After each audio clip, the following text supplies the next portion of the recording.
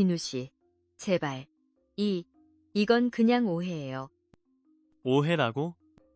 오해? 그 자식을 집에 들여서 우리 결혼 침대 위에서 그 더러운 짓을 한 게 고작 오해라고? 아니에요. 제발. 그러지 마세요. 진우 씨. 창밖은 짙은 어둠에 잠겨 있고 당신의 마음 속에는 어떤 이야기가 잠들지 못하고 있나요?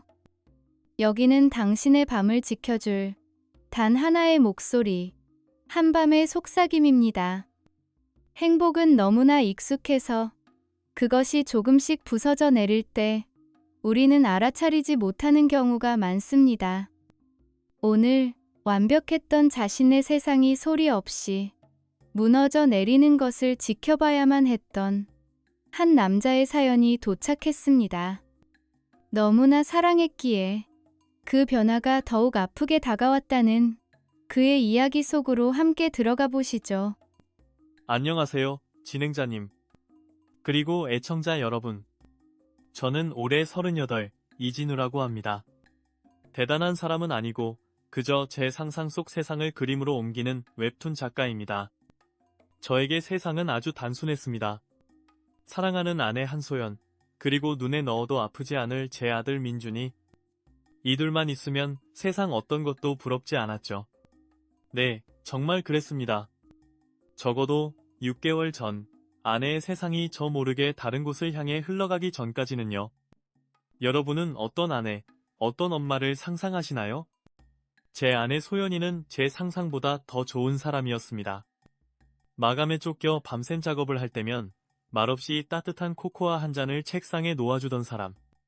제가 새로 구상한 스토리를 들려주면 세상에서 가장 빛나는 눈으로 저를 바라보며 여보, 정말 최고야 라고 외쳐주던 사랑스러운 사람이었죠.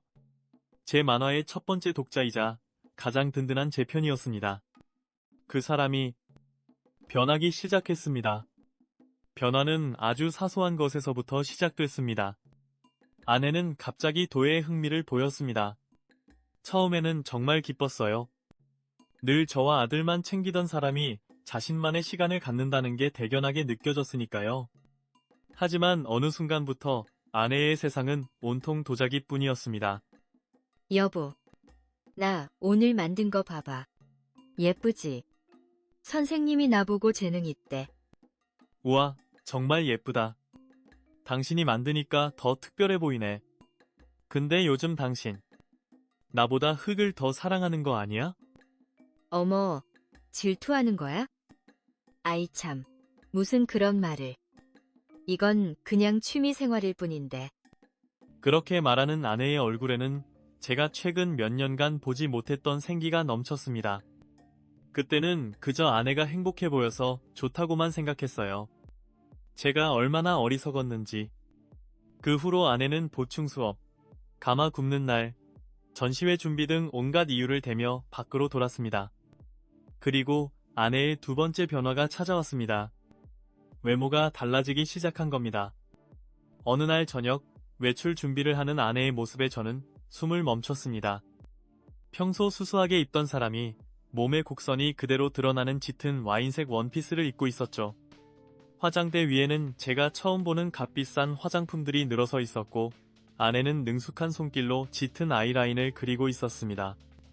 와, 오늘 어디 특별한 데가? 못 보던 옷인데 정말 예쁘다. 그냥. 가끔은 기분 전환도 필요하잖아. 뭘 그렇게 놀라. 그 차가운 말투가 심장에 밝혔지만 애써 웃어 넘겼습니다. 하지만 정말 저를 미치게 만든 건 그날 밤 귀가한 아내에게서 풍기는 낯선 향기였습니다. 분명 흙냄새가 섞여 있었지만 그보다 더 지독하게 코를 찌르는 것은 제가 한 번도 맡아본 적 없는 아주 진하고 관능적인 남자의 스킨 향이었습니다. 심장이 쿵 하고 내려앉았죠. 소연아, 혹시 무슨 향수 뿌렸어? 향이 좀 낯선데. 아, 이거. 아마. 공방 선생님, 향수인가 봐.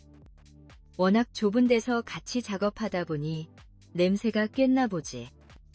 당신, 코는 정말 예민하다니까. 아내는 웃어넘겼지만 저는 그 웃음 뒤에 숨겨진 미세한 떨림을 보았습니다. 그날 이후 저희 부부 사이의 온도는 급격히 차가워졌습니다. 아내는 더 이상 제 만화에 관심을 보이지 않았고 대화는 단절되었습니다. 대신 아내는 스마트폰의 노예가 되었습니다. 소파에 앉아 스마트폰을 들여다보며 혼자 미소 짓고 제가 다가가면 기겁하며 화면을 숨기기 바빴죠. 누구랑 그렇게 재밌게 카톡해? 나도 좀 보자. 아, 그냥 도예반 사람들이랑. 단톡방 몰라? 나도 사생활이라는 게 있거든? 사생활. 아내는 그 단어로 저와 자신 사이에 거대한 벽을 쌓았습니다. 그 벽 너머에서 제 아내는 제가 모르는 누군가와 웃고 떠들고 행복해하고 있었습니다. 제 가슴은 타들어 가는데 말이죠. 저는 매일 밤 아내의 등 뒤에 누워 그 낯선 향수 냄새와 그녀의 차가운 온도를 느끼며 생각했습니다. 대체 무엇이 잘못된 걸까? 우리에게 무슨 일이 일어나고 있는 걸까? 의심은 확신으로 변해가고 있었고 저는 곧 그 끔찍한 진실을 마주해야만 했습니다. 그날 이후 저희 집은 겉모습만 같을 뿐 속은 완전히 다른 공간이 되어버렸습니다. 웃음소리가 사라진 식탁, 서로의 눈을 마주치지 않는 소파, 그리고 차가운 침묵만이 흐르는 침실. 아내는 여전히 제 앞에서 태연하게 행동했지만 그 모든 것이 정교하게 만들어진 가면처럼 느껴졌습니다. 그날은 일요일이었습니다. 모처럼 아들과 함께 공원에라도 가고 싶었지만 아내는 아침부터 분주하게 외출 준비를 하고 있었습니다. 제가 본 적 없는 허리가 깊게 파인 검은색 원피스를 입고서 말이죠. 오늘 또 도예 공방에 가는 거야? 일요일인데도? 응.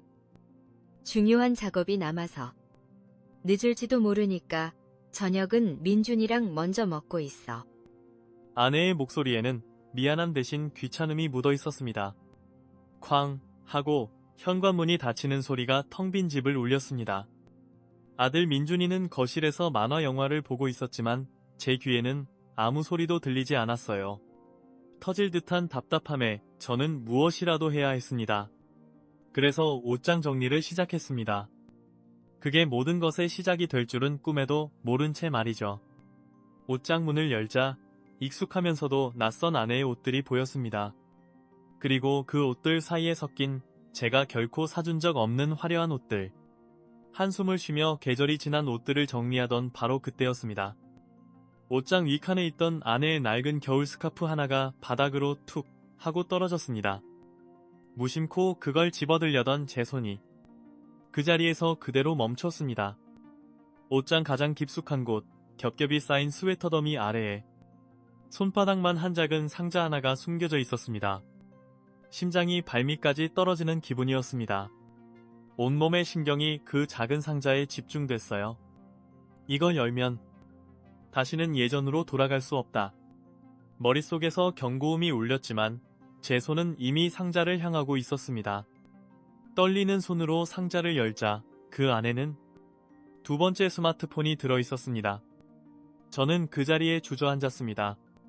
손에 든 스마트폰이 천근만근처럼 무겁게 느껴졌어요. 전원을 켰습니다. 잠금 화면에는 비밀번호를 입력하라는 창이 떠 있었죠. 저는 홀린 듯 우리 아들 민준이의 생일을 눌렀습니다. 찰칵. 너무나도 쉽게 아내의 비밀이 제 눈앞에 열렸습니다. 화면을 가득 채운 것은 단 한 사람과의 대화창이었습니다. 강선생 MJJ. 심장이 멎는 것 같았어요. 저는 마치 그들의 대화를 엿듣는 것처럼 손가락을 떨며 스크롤을 내렸습니다. 그들의 목소리가 들리는 듯 했습니다. 보고 싶어 죽겠다. 소연아. 지금 뭐해? 그냥 집에 있어. 남편은 작업한다고 방에 틀어박혀 있고. 숨 막혀. 내 옆에 그 남자가 아니라 내가 있어야 하는데. 어젯밤 꿈에도 네가 나왔어. 어머, 정말? 무슨 꿈? 궁금하다. 우리 둘이 다 버리고 저 멀리 남쪽 바다로 여행 가는 꿈. 상상만 해도 좋지 않아? 너무 좋다. 이 지긋지긋한 현실에서 제발 벗어나고 싶어. 당신만 있으면 뭐든 할 수 있을 것 같아. 거기까지였습니다. 저는 더 이상 읽을 수가 없었습니다. 스마트폰이 손에서 미끄러져 바닥에 떨어졌지만 신경 쓸 겨를도 없었습니다. 세상이 빙글빙글 돌고 귀에서는 이명이 윙윙거렸습니다. 8년의 세월, 함께 쌓아온 추억, 아들을 보며 함께 웃던 그 모든 순간들이 거대한 거짓말이 되어 제게 달려들었습니다. 그것은 단순한 실수가 아니었어요. 제 존재 자체를 부정하는 가장 잔인한 형태의 배신이었습니다. 저는 텅 빈 옷장 앞에서 어린아이처럼 소리내어 울기 시작했습니다. 제 세상의 절반이 바로 그 순간 완벽하게 무너져 내렸습니다. 그날 이후 저는 더 이상 울지 않았습니다. 눈물은 말라붙었고 그 자리엔 차가운 분노와 칼날 같은 결심만이 남았죠. 저는 스릴러 작가입니다. 제 머릿속에서는 이미 완벽한 복수를 위한 한 편의 시나리오가 짜여지고 있었습니다. 배신에는 대가가 따른다는 것, 그 사실을 두 사람의 뼛속에 아주 깊숙이 새겨주기로 결심했습니다. 감정에 휘둘려서는 안 됐어요. 저는 그저 가장 완벽한 증거를 수집하는 작가가 되어야 했습니다. 며칠 동안 저는 제 감정을 철저히 숨긴 채 평소와 다름없이 행동했습니다. 그리고 뒤로는 제 이야기의 클라이맥스를 장식할 무대를 준비했죠. 인터넷으로 초소형 무선 카메라와 전문가용 녹음기를 주문했습니다. 며칠 후 도착한 장비들을 들고 제가 아내와 함께 8년을 동고동락했던 우리의 침실로 들어섰습니다. 심장이 얼음장처럼 차가워지는 기분이었습니다. 카메라를 침대 머리맡, 액자 뒤에 가장 눈에 띄지 않는 곳에 설치하고 녹음기는 침대 밑 깊숙한 곳에 숨겼습니다.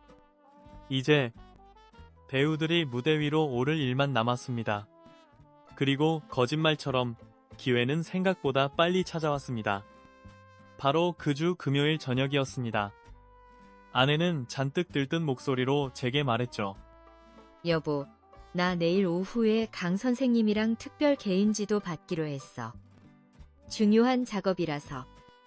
아, 그리고 민준이는 주말 동안 어머님 댁에가 있기로 했으니까 당신 혼자 편하게 있어. 저는 그 말을 듣는 순간 속에서 들끓는 분노를 누르며 최대한 무심하게 고개를 끄덕였습니다. 특별 개인지도. 그 말이 얼마나 역겹고 가증스럽게 들렸는지 모릅니다.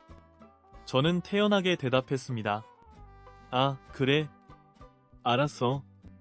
그럼 저녁 걱정은 없겠네. 작업에 집중하기 좋겠다. 다음날 오후, 아내가 아들 민준이의 손을 잡고 현관을 나서는 모습을 보며 저는 마지막 남은 인간적인 감정들을 모두 지워버렸습니다. 두 사람이 떠나자마자 저는 서둘러 모든 장비의 전원을 켜고 최종 점검을 마쳤습니다. 그리고 제 결혼 생활의 무덤이 될 그곳, 침대 밑으로 기어 들어갔습니다. 차갑고 딱딱한 바닥에 엎드려 있자니 이루 말할 수 없는 고통과 굴욕감이 온몸을 덮쳤습니다. 하지만 저는 숨을 죽인 채 오직 완벽한 복수만을 생각하며 기다렸습니다. 얼마나 시간이 흘렀을까요? 드디어 현관 도어록이 해제되는 소리가 들렸습니다. 그리고 두 사람의 발소리가 들려왔죠. 제 아내와 그 남자의 목소리였습니다. 아무도 없으니까 마음 편하다. 우리 민준이도 없으니까 오늘은 정말 우리 둘만의 세상이네. 그럼 그 세상을 제대로 한번 즐겨볼까? 우리 소연이? 저는 이를 악물었습니다. 아내의 목소리는 제가 한 번도 들어본 적 없는 교태가 섞인 아양 떠는 소리였습니다. 두 사람의 웃음소리가 거실을 지나 점점 침실로 가까워졌습니다. 심장이 터질 것처럼 뛰었지만 저는 녹음기와 스마트폰 녹화 버튼을 쥔 손에 힘을 주며 숨을 참았습니다. 삐걱 하고 침실 문이 열리고 두 사람이 들어왔습니다. 우리 남편, 지금쯤이면 만화 그린다고 책상에 코 밟고 있을 시간이야. 절대 안전해. 자기 남편 얘기는 그렇게 재미없게 하면서 내 얘기할 때는 눈이 반짝이는 거 알아? 그들의 시시덕거리는 소리, 옷이 벗겨지는 소리, 그리고 질펀한 입맞춤 소리가 제 귀를 더럽혔습니다. 저는 분노로 떨리는 몸을 간신히 통제했습니다. 그리고 잠시 후 제 귀를 의심하게 만드는 대화가 시작되었습니다. 그런데 자기야, 내 개인 전시회 열려면 자금이 조금 더 필요한데. 걱정이네. 어머, 그런 걱정은 하지 마. 내가 있잖아. 네가 어떻게? 걱정 말라니까. 사실 우리 민준이 교육비로 모아둔 적금 저번에 일부 해약해서 당신 계좌로 보내줬어. 당신은 예술가인데 돈 걱정 같은 거 하면 안 되지. 순간 세상이 멈췄습니다. 배신감보다 더 지독한 인간에 대한 혐오감이 온몸을 덮쳤습니다. 제 아들이었습니다. 자신의 아들의 미래를 담보로 저 더러운 내연남을 뒷바라지하고 있었던 겁니다. 저는 침대 밑 어둠 속에서 차갑게 식어버린 눈으로 천천히 몸을 일으킬 준비를 했습니다. 이제 곧 이 지옥 같은 연극의 막을 내릴 시간이었습니다.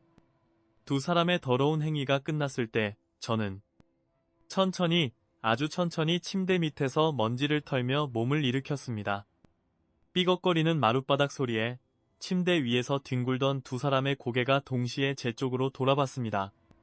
두 사람의 얼굴에 떠오른 표정은 단순한 놀람이 아니었습니다. 그것은 마치 무덤에서 돌아온 유령을 마주한 것 같은 순도 100%의 공포 그 자체였습니다. 여보? 당신이 왜 거기서 나와? 아내의 목소리가 염소처럼 떨리고 있었습니다. 저는 아무 말 없이 그저 싸늘한 눈으로 침대 위에서 서로의 몸을 가리기에 급급한 두 사람의 꼴을 내려다 보았습니다. 그리고 제 손에 들린 스마트폰과 녹음기를 천천히 들어보였죠. 일단 그 더러운 몸들부터 가리는 게 어때? 보기 역겨우니까. 그리고 당신들이 지난 1시간 반 동안 여기서 짓거린 모든 말, 버린 모든 짓거리. 여기 이 작은 기계 안에 아주 완벽하게 고화질 영상과 고음질 음성으로 녹화되고 녹음되었어. 저는 그 말을 끝으로 녹음기의 재생 버튼을 눌렀습니다. 스피커를 통해 방금 전까지 두 사람이 나누었던 음란한 대화와 신음소리가 방 안에 울려 퍼졌습니다. 그리고 결정적인 순간 저는 볼륨을 최대로 높였습니다. SPEKR, 이 녹음된 목소리, 걱정 말라니까. 사실 우리 민준이 교육비로 모아둔 적금 저번에 일부 해약해서 당신 계좌로 보내줬어. 당신은 예술가인데 돈 걱정 같은 거 하면 안 되지. 자신의 목소리가 방 안에 울려 퍼지자 아내의 얼굴이 새하얗게 질렸습니다. 그제야 상황 파악이 된 듯 강민준이 허둥지둥 옷을 꿰어 입으며 제 앞에 무릎을 꿇었습니다. 선생님. 이건 전부 오해입니다. 제가 소연 씨를 꼬드긴 겁니다. 소연 씨는 아무 잘못 없습니다. 제발 한 번만 눈 감아 주십시오. 여보, 내가 잘못했어. 내가 정말 미쳤었나 봐. 제발 우리 민준이 봐서라도 한 번만 용서해줘. 응? 다시는 안 그럴게. 정말이야. 아내는 알몸으로 침대에서 기어내려와 제 바짓가랑이를 붙잡고 울부짖었습니다. 하지만 제 마음은 이미 꽁꽁 얼어붙어 그 어떤 것도 느껴지지 않았습니다. 저는 아내의 손을 차갑게 뿌리치고 제 스마트폰을 꺼내 들었습니다. 용서? 내 아들 목숨값이나 다름없는 돈까지 빼돌려 저 남자에게 갖다 바친 여자를 내가 어떻게 용서하지? 이제 와서 민준이를 들먹여? 당신 입에 오를 이름이 아니야. 저는 차가운 목소리로 말하며 망설임 없이 112 버튼을 눌렀습니다. 네, 경찰이죠? 서울. 주소는? 입니다. 지금 제 집에서 주거침입 및 불륜 현장을 잡았습니다. 네, 증거는 영상과 녹취록까지 전부 확보했습니다. 최대한 빨리 와주십시오. 전화를 끊자 아내는 실성한 사람처럼 울부짖었고 강민준의 얼굴은 잿빛으로 변했습니다. 잠시 후 초인종 소리가 울렸습니다. 제가 문을 열자 2명의 경찰관이 서 있었습니다. 신고받고 출동했습니다. 이진우 씨 맞으십니까? 네, 맞습니다. 들어오시죠, 경관님. 이 지옥 같은 연극의 결말을 이제 맺어야겠습니다. 저는 경찰관들을 안으로 안내했습니다. 침실의 문턱을 넘는 순간 두 사람은 자신들의 연극이 끝났음을, 그리고 이제는 혹독한 대가를 치러야 할 시간이라는 것을 깨달았을 겁니다. 모든 것이 제 시나리오대로 완벽하게 흘러가고 있었습니다. 경찰이 돌아가고 텅 빈 집에는 지독한 정막만이 흘렀습니다. 하지만 여러분, 그 침묵은 이전의 숨막히는 침묵과는 완전히 다른 것이었습니다. 그것은 거대한 폭풍이 모든 것을 파괴하고 지나간 뒤에 찾아오는, 모든 것이 끝났다는 안도감과 이제는 새로 시작해야 한다는 결심이 뒤섞인 고요함이었죠. 저는 소파에 앉아 밤을 새웠습니다. 더 이상 분노하지도 슬퍼하지도 않았습니다. 그저 차가운 머리로 앞으로 벌어질 이 전쟁을 어떻게 치를 것인지 제 웹툰의 마지막 시나리오를 구상하고 있었습니다. 바로 다음날 아침, 저는 인터넷을 뒤져 서울에서 가장 승소율이 높고 절대 합의하지 않는 것으로 유명한 이혼 전문 변호사를 찾아갔습니다. 변호사 사무실의 무거운 문을 열고 들어서는 순간 저는 더 이상 상처받은 남편이 아니었습니다. 저는 제 아들의 미래와 제 명예를 되찾기 위해 싸우는 원고 이진우였습니다.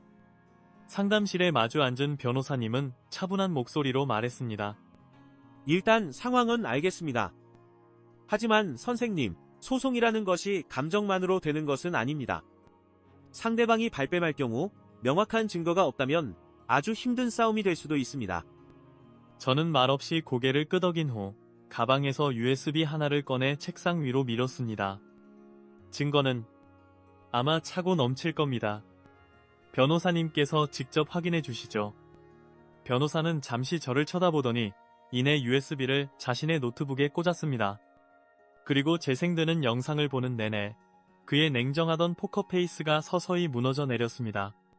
처음에는 놀라움으로, 그 다음에는 경악으로, 그리고 마지막에는 저에 대한 연민과 그들에 대한 분노가 뒤섞인 복잡한 표정을 지었죠.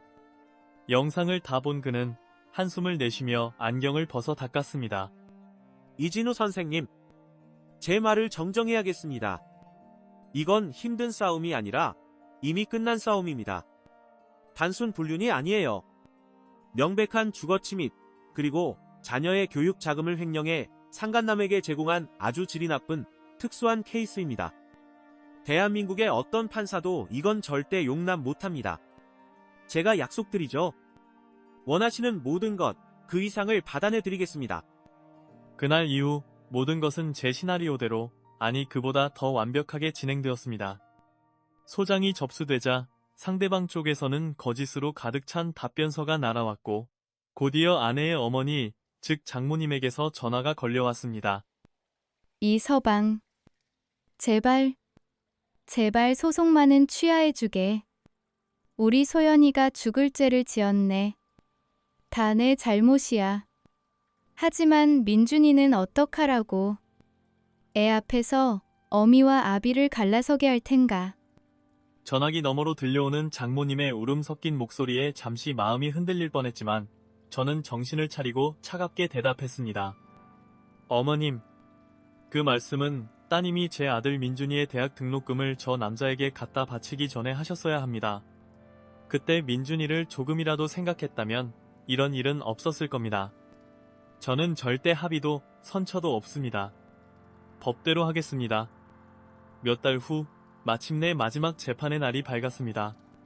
법정 복도에서 초췌한 모습의 아내와 강민준을 마주쳤지만 제 마음은 더 이상 조금도 흔들리지 않았습니다.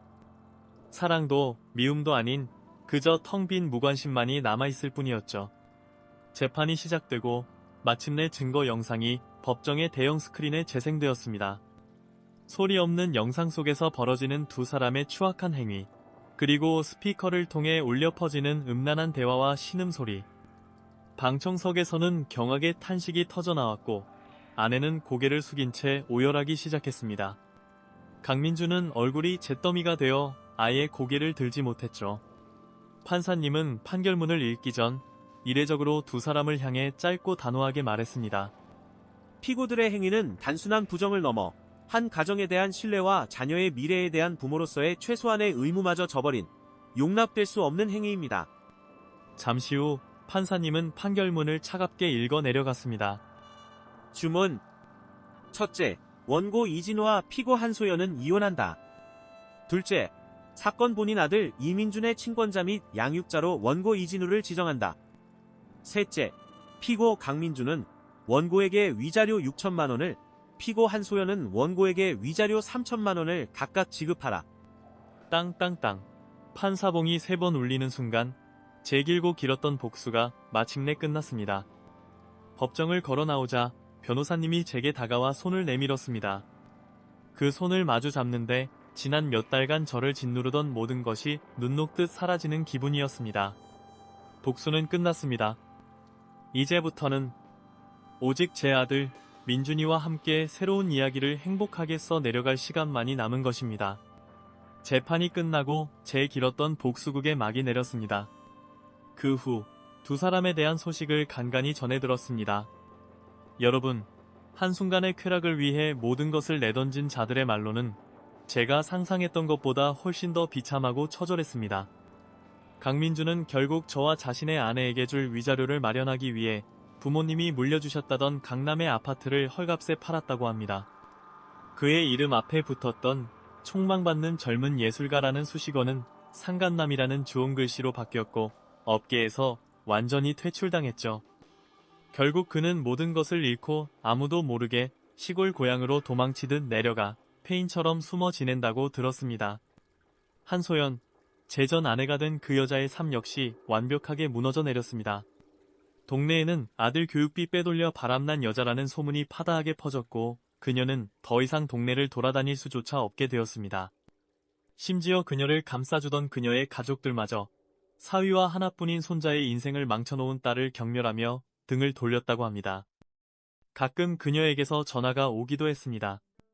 화면에 한소연이라는 이름이 뜨는 순간 잠시 숨이 멎었지만 저는 망설이지 않고 거절 버튼을 눌렀습니다. 제 삶에 더 이상 그녀가 들어올 틈은 없었기 때문입니다. 그들이 무너져 내리는 동안 저와 제 아들 민준이는 새로운 삶을 한 걸음 한 걸음 조심스럽게 내디뎠습니다. 물론 모든 것이 쉽지만은 않았습니다. 아빠 혼자서 엄마의 빈자리까지 채우는 것은 보통 일이 아니었으니까요. 어느 날 저녁 서툰 솜씨로 민준이와 함께 저녁을 준비하고 있을 때였습니다. 아빠, 근데 엄마는 이제 진짜 안 와? 김치를 볶던 제 손이 순간 멈칫했습니다. 저는 불을 끄고 민준이의 눈높이에 맞춰 무릎을 꿇고 앉았습니다. 우리 아들, 엄마 보고 싶어? 응. 조금. 그래도 아빠랑 있는 게 더 좋아. 저는 아들의 머리를 쓰다듬으며 말했습니다. 민준아, 엄마는 당분간 우리랑 같이 살지 않을 거야. 많이 아파서 멀리서 치료를 받아야 하거든. 하지만 아빠가 있잖아. 아빠가 우리 민준이 옆에서 엄마 목까지 2배, 3배로 더 많이 사랑해줄게. 약속. 제 말에 민준이는 고개를 끄덕이며 제 품에 와락 안겼습니다.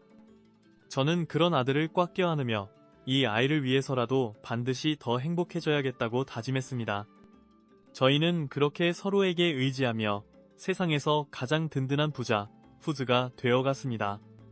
얼마 후 저는 제 경험을 바탕으로 한 웹툰을 연재하기 시작했습니다. 제 자신을 위한 기록이자 과거에 저처럼 고통받고 있을 누군가에게 작은 용기라도 주고 싶었기 때문입니다. 반응은 상상 이상으로 뜨거웠습니다. 제 웹툰 댓글창에는 수많은 분들의 응원과 공감의 글들이 달렸죠. 작가님, 정말 대단하십니다. 감정적으로 대처하지 않고 법으로 완벽하게 복수하시는 모습이 정말 통쾌한 사이다였습니다. 저도 비슷한 경험이 있어서 남일 같지가 않네요. 작가님 덕분에 저도 용기를 얻었습니다. 작가님과 아드님, 앞으로는 꽃길만 걸으세요. 수많은 댓글들을 읽으며 저는 혼자가 아니라는 사실에 큰 위로를 받았습니다. 저는 더 이상 과거의 상처에 아파하지 않습니다. 거짓과 배신으로 가득했던 지옥에서 벗어나 아들과 함께하는 소소한 일상 속에서 진정한 평온과 행복을 찾았습니다. 무엇보다 저는 비겁하게 도망치지 않고 제 손으로 제 아들과 가정을 지켜냈다는 사실에 가슴 벅찬 자부심을 느낍니다. 비극으로 끝날 뻔했던 제 이야기는 이제 완벽한 복수와 희망찬 새로운 시작으로 다시 쓰여졌습니다. 제 이야기가 부디 세상의 모든 상처받은 영혼들에게 작은 등불이 될 수 있기를 진심으로 바랍니다. 네. 오늘 한밤의 속삭임은 이진우 씨가 보내주신 한 편의 영화와도 같은 사연과 함께했습니다. 배신의 아픔을 딛고 가장 현명한 방법으로 자신과 가정을 지켜낸 이진우 씨의 용기에 큰 박수를 보내드립니다. 한순간의 욕망이 한 사람의 인생을 얼마나 처참하게 무너뜨릴 수 있는지, 그리고 진실된 용기가 결국 어떻게 승리하는지를 우리 모두에게 보여준 것 같습니다. 이진우 씨와 아들, 민준 군의 새로운 시작을 진심으로 응원합니다. 여러분의 밤이 오늘만큼은 부디 평온하기를 바라며 한밤의 속삭임은 여기서 마치겠습니다. 진행자님, 그리고 애청자 여러분. 제 길고 길었던 사연을 마지막으로 보낸 지 어느덧 1년이라는 시간이 흘렀습니다.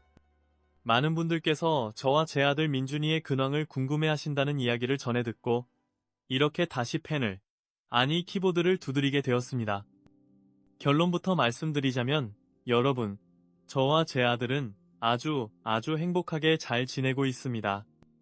그 모든 폭풍이 지나간 후 저는 민준이와 함께 살던 아파트를 떠나 햇살이 잘 드는 새로운 동네로 이사를 했습니다. 낡고 어두운 기억들을 그 집에 모두 남겨두고 싶었기 때문이죠.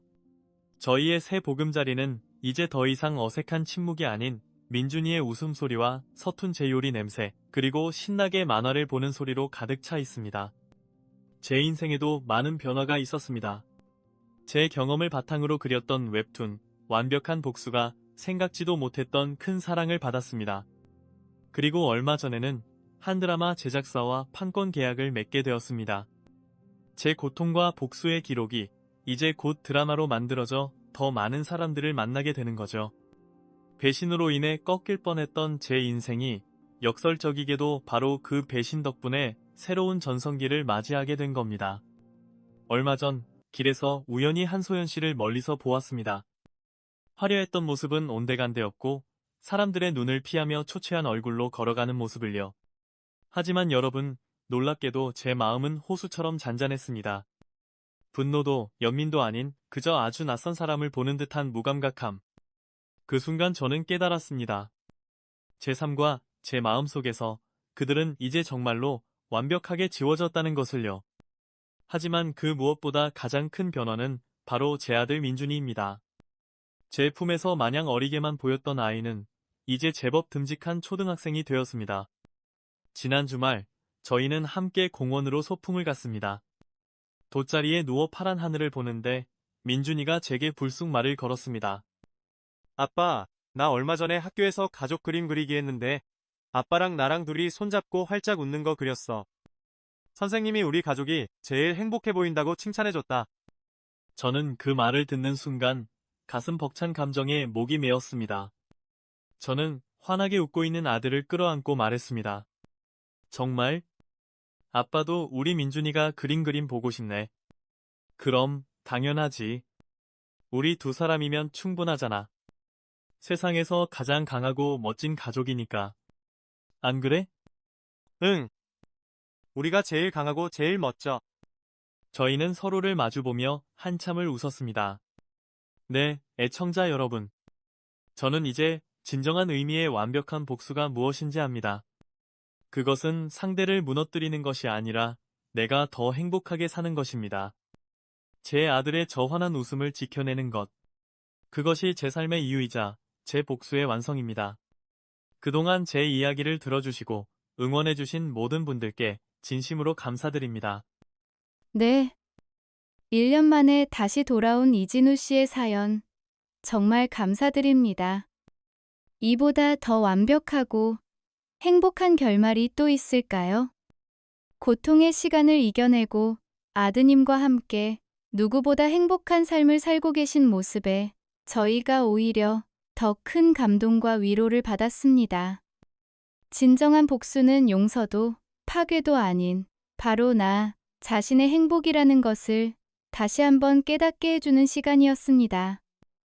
이진우 작가님과 아들 민준군의 앞날에 앞으로는 오직 햇살처럼 따뜻하고 행복한 일들만 가득하기를 한밤의 속삭임이 진심으로 응원하겠습니다.